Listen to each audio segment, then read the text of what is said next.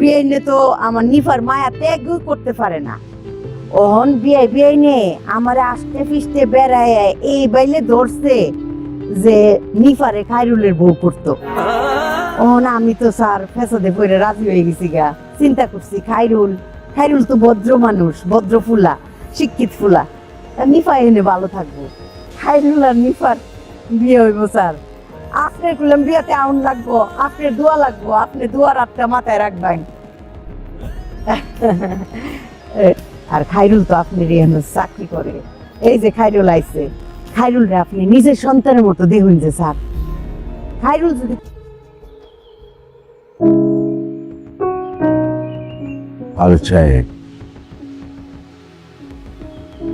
আপনি আসলে চাচ্ছেনটা কি বলেন তো আমাকে? আপনাকে এর আগে বারবার বললাম যে এখানে আর আসবেন না, আপনি আবার কেন আসছেন? এই সংসারে শান্তিটা নষ্ট করতে কি চান কি আপনি? বলে বলেন আমাকে প্লিজ। আমি কিচ্ছু চাই না, আমি শুধু খায়রুলের আশেপাশে একটু থাকছি, প্লিজ। কেউ কিচ্ছু জানবো না, আমি কাউকে কিছু জানতে চাই, আমি শুধু খায়রুলের হাতে একটু থাকবো। এটা হয় না।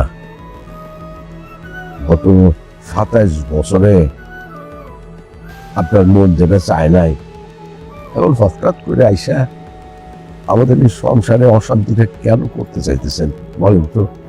আপনি এখান থেকে গেলে আমি খুব খুশি হব। আপনাদের কোনো শান্তি নষ্ট হবে না, বিশ্বাস করেন। আমি হাত জোর করে আপনার কাছে অনুরোধ করছি, একটু থাকতে দিন প্লিজ। সম্ভব না। 1 নম্বর কথা। 2 নম্বর কথা হলো, খায়রুল আপনার কোম্পানিতে চাকরি তো জয়েন করছে, এটা জানলে আমি তো আপনার এখানে ওটা চাকরি করতে দিতাম না। আমি আমার ছেলেকে হারাতে পারবো না। আপনি দয়া করে চলে যান। এতদিন এত কিছু ঘটনার পরেও কোনো কিছুই মনে হয় নাই, আর আজকে এত বছর পরে আপনি কেন আসতেছেন বারবার বলেন তো? প্লিজ আর কথা বাড়ায় না, জানতো আপনি। আমার চিকিৎসা শুরু কর। আমি চিকিৎসা শুরু করবো কেমন করে? সে বাউন্স হয়েছে সেটা তো তুই জানোস। টাকা পয়সা এত জোগাড় হবে তখন শুরু করবো। টাকা পয়সা জোগাড় আমি কইরা ফেলেছি। এই যে টাকা, এইখানে 50 লাখ টাকা আছে। তুই টাকা পেলি কোথায়? আমি যে এখানে চাকরি করি, তোমার যে ছোট ভাই, তারে আমি আমার সমস্যার কথা খুলে বলছি, সে দিছে। তুই চাকরিতে জয়েন করলি 2 দিন হইলো, আর সে তোরে 50 লাখ টাকা দিয়ে দিল। বাবা, এই টাকাটা ফি নিতেছি না, আমার বেতন থেকে সে আস্তে আস্তে কাইটে রাখবে। কেন দিবে? সুপার ইউনিভার্সিটির ছোট ভাই, তার উপর আবার আমার বস। শুধু এই তোর মায়ের চিকিৎসার কথাই 50 সে দিয়ে দিল, সে নিজে থেকে কিছু বলে নাই? না, কিছুই বলে নাই। আমি নিজে তো তার কাছে টাকা চাই নাই, চাইছি না তাহলে তুমি চাইতে গেলে কেন তার কাছে? বাবা, আমি তো বলছি তার সমস্যার কথা, সে বলছে যে আমার স্যালারি থেকে অল্প অল্প করে কেটে বলছে, পারলে পুরোটাই কেটে রাখে।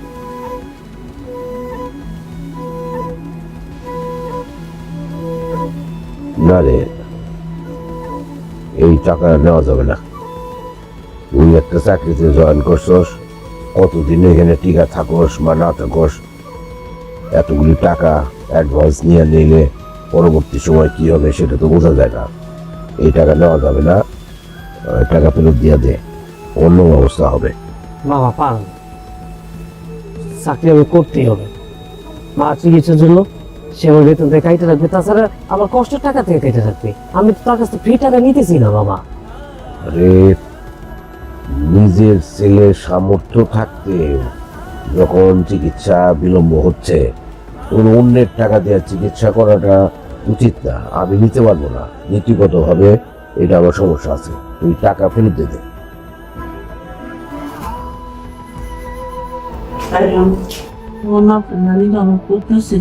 হ্যাঁ খারাপ লাগতেছে ও ওষুধ খাইছি না দুপুরে হ্যাঁ তুমি তুমি তুমি তুমি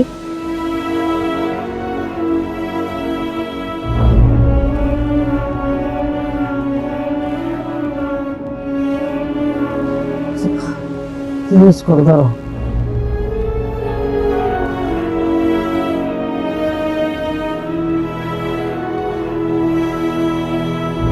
বাবা চিকিৎসা করাইতেন না ওমা ওষুধ খাইছি না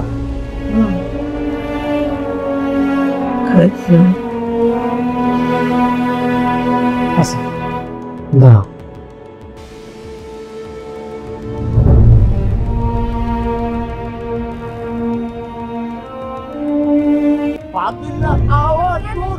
তুমি কেন শুরু করবে? আমি শুরু করবো। না তুমি শুরু করবে না, আগে আন্টি করো। ওরে ওরে হাওয়া তামুনানি জি বন্ধু, একটা তাহলে তোরা শুরু কর। ঠিকই তো বলছি, আন্টি আগে শুরু করবে। আন্টি আপনি আগে গান। আমি কি গান গাইতে পারি?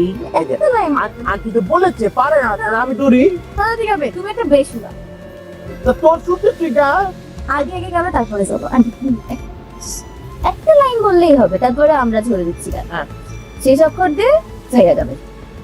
নিশিরা বাকাটা আকাশে চুপি চুপি বাঁশি বাজে বাতাসে। সিজি কেন এলো না, কিছু ভালো লাগলো না। বললে ভাই আমি খেলবো না কিন্তু তুমি। আসো আপু কথা বলবে, আসো। আরে নাচো তো, চুইট বাইকে পরে নিয়ে আসো, আমরা গানের তুলি খেলছি, সেও খেলবে, নিয়ে আসো। আসো আসো আপা। বাবু আসে না। না সবাই মিলে গান টান করতেছে। হ্যাঁ এই কাইরুল, নিচে বসো। একটা ব্যান্ড সঙ্গীত দাও, ব্যান্ড রক রক। তোমরা কি করো আমরা গানে কি খেয়েছি? গানে বলি গানটা ধরো না, একটা রক মেটাল ধরো। আমি তো গান গাইতে পারি না তুমি তো লাগাও তো গান গাইতে পারি না, তাও তো কইলাম নিশিরা মা তুমি আমাদের একটা গান গেয়ে দাও তুমি কো এটাই বিজলি বলে যেও না, ও বিজলি। ইয়েস। চলে যেও না। না না যে বাবার সাথে কথা বলে আছি তারা ন তাহলে ন না না না, তাও বুঝবো না। তুমি একা গাবে, ফাইনাল হবে না। তোর তো কিচ্ছু না পারিস। ন দিও। তোমার না। বাবা দেখছো মা কিরকম হাসি খুশি ওরা হাসি খুশি দেখতে আমার খুব ভালো লাগে খালেদ স্যারের তো দেখি না উনি কি বাইরে টাইরে গেছে নাকি উনি তো ইউনিভার্সিটির ছোট ভাই কিন্তু কথা তো বলতে পারো বাবা আমি কই কি বাবা টাকা যেহেতু ম্যানেজ হয়ে গেছে আমরা মার চিকিৎসাটা করে ফেলাই পরেরটা পরে দেখা যাবে তাছাড়া খালেদ স্যার একদম খারাপ মানুষ না উনি অনেক ভালো মানুষ উনি টাকার জন্য আমার কোনো প্রেশার দেবে না যত কষ্টই হোক আমি আস্তে আস্তে এই ঋণ পরিশোধ করে ফেলবো আমরা মার চিকিৎসাটা করাই ফেলি বাবা তুমি না করো না খায়রুল, ও? এই খালেদ সে আমার ইউনিভার্সিটির ছোট ভাই না, কথাটা মিথ্যা। আমি আসলে তারে চিনিও না।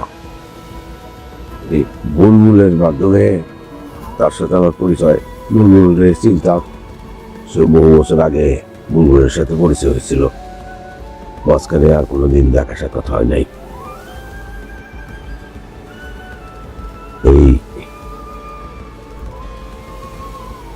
এই খালেদ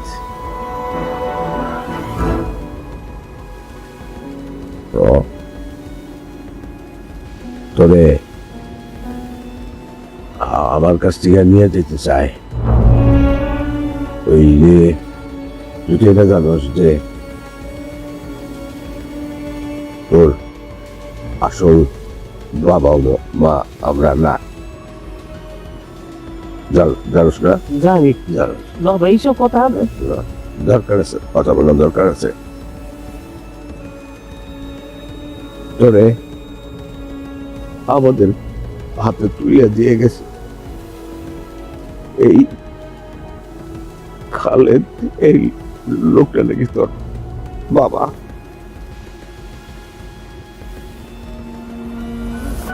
চলো ভেতরে গে। স্যার, আপনি যেটা করতেছেন আমার মনে হয় এটা ঠিক হইতেছে না। স্যার ভালোভাবে বিষয়টা নিতেছে না। আমি কি করব? চলে যাবে ভালো। এইভাবে আপনি পদে পদে অপমানিত হইতেছেন, দেখতে ভালো লাগতেছে না স্যার। আমার গায়ে রাখেন, আমি বাবা তো।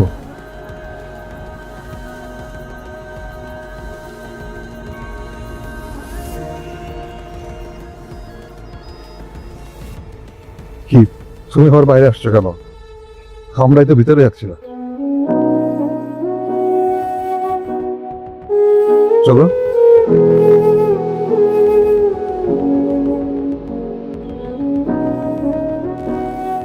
বাবা,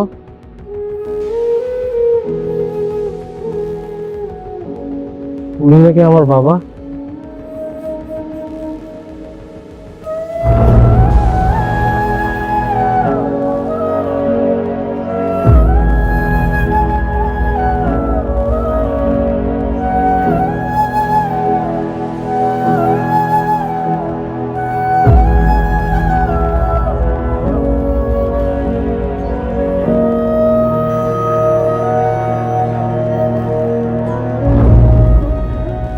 উনি তোর বাবা।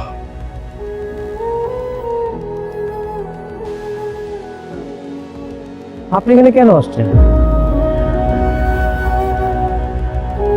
কারণ আমি তোর বাবা। আপনাকে তো আমার বাবা বাবা লাগে না। পৃথিবীতে আমার একটাই বাবা।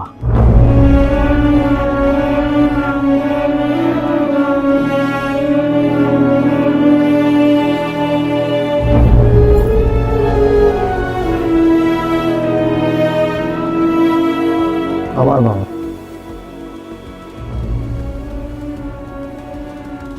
আমি আমার রেজিগনেশন মেইল করে দেব।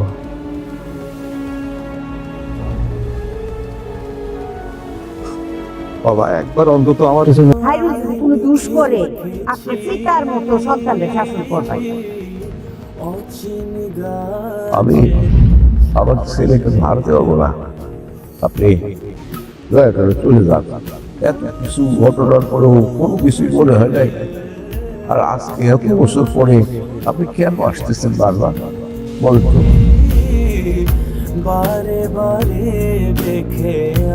আপনাকে তো আমার বাবা বাবা লাগে না। পৃথিবীতে আমার একটাই বাবা।